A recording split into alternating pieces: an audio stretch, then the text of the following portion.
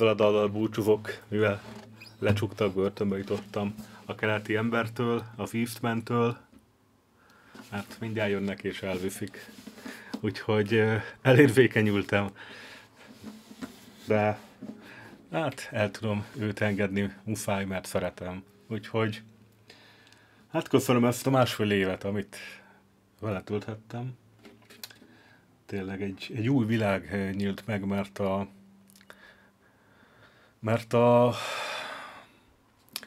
nejlonos gitár is azt is nagyon szerettem, viszont azzal nem sikerült olyan mély barátságot kötnöm, mert hát túl vastag volt a nyaka nekem.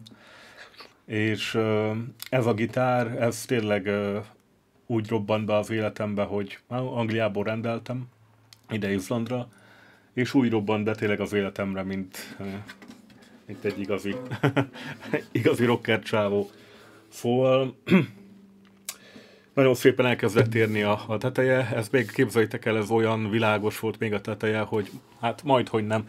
Nem ilyen fehér, de a kettő között valahol képzeljétek el. Szóval nagyon sokat ért, és nagyon sokat sötétedett, mintha mi emberek ugye napon töltöttük volna ezt az időszakot.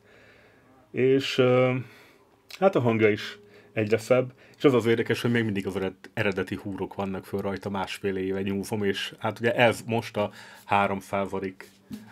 adásom, 300. gyakorló napom, ugye spártai módra, ugye, spártaiaknak sem lehetett feleségük, úgyhogy most spártai módra elbúcsúzok tőle, úgyhogy Isten veled, és